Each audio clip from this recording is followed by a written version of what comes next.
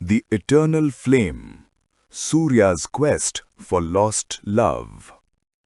In the boundless expanse of the heavens, where stars whispered secrets to the void and gods wove the tapestry of existence, there reigned Surya, the sun god, a being of unquenchable fire and inexhaustible light. His form was a blaze of crimson skin, adorned with 3 piercing eyes that beheld all truths, and 4 mighty arms wielding lotuses symbolizing purity in his scorching aura. Each dawn he mounted his resplendent chariot, forged of pure gold and drawn by 7 ethereal horses, each representing a color of the rainbow, guided by the devoted charioteer Aruna, whose own tragic fate had bound him eternally to Surya's service. Surya's rays pierced the darkness, bringing life to the world below, but in his heart burned a loneliness as vast as the cosmos itself.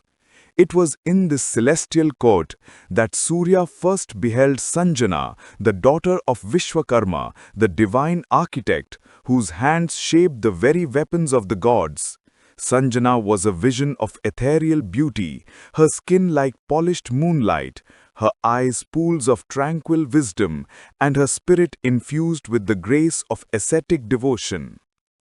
Their union was ordained by the fates, a marriage of light and shadow, fire and serenity. At first, their love was a symphony of joy. Surya reveled in her gentle touch, which cooled his infernal heat, while Sanjana marveled at his power to illuminate the universe. Together they brought forth children of destiny, Yama, the solemn boy who would one day rule over death with unyielding justice, and Yamuna, the flowing girl whose essence would become the sacred river nurturing mortal lands.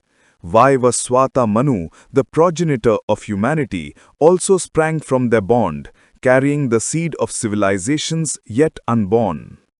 Yet, as the eons turned like wheels on Surya's chariot, a shadow crept into their paradise. Sanjana's mortal frailty could not endure the relentless blaze of her husband's presence. His radiance, once a source of wonder, became a tormenting inferno that scorched her skin and seared her soul. Waves of agony washed over her, mingling with the profound love that made her suffering all the more unbearable. Tears streamed down her face in the quiet hours, hidden from Surya's watchful eyes, as she wrestled with despair. "How can I abandon the light of my life?" she whispered to the stars, her heart fracturing like brittle glass under the weight of her dilemma. Fear gripped her, fear of wounding the God she adored, fear of the void his absence would create. But the pain grew intolerable, a constant fire that eroded her spirit. In a moment of desperate ingenuity, Sanjana invoked her ascetic powers, drawing from the depths of her being a perfect replica, a shadow self named Chaya, meaning shadow. This doppelganger mirrored Sanjana's form and voice, infused with a fraction of her essence, tasked to impersonate her without fail. With a heavy heart swollen with guilt and sorrow, Sanjana bid a silent farewell to her sleeping children and husband. She fled the heavenly abode, transforming into a graceful mare to roam the earthly forests in anonymity, seeking solace in meditation and penance. The wind through the trees carried her muffled sobs as loneliness enveloped her like a shroud. Unaware of the deception, Surya continued his daily sojourn, his heart content in the belief that his family remained whole. Chaya, dutiful yet detached, bore him more children. Shani, a dark-eyed boy whose gaze held the weight of karma and fate. Savarni Mano, destined to lead future mankind, and Tapati, a radiant daughter who would weave her own tales among rivers and kings. But cracks soon appeared in this illusory harmony. Yama, perceptive and righteous, sensed a chill in Chaya's affections toward him and his siblings. Her favoritism toward her own offspring ignited a spark of resentment in the young god's breast. One fateful day, in a fit of youthful fury, Yama raised his foot against Chaya, who in retaliation cursed him. May that foot wither and fall away.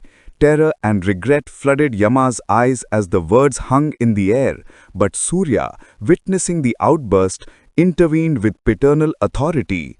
A mother's curse cannot be undone, he declared, his voice thundering like solar flares. But let it be a worm that falls from your foot, not the limb itself. Yet suspicion gnawed at Surya's mind. Why would his beloved Sanjana utter such venom?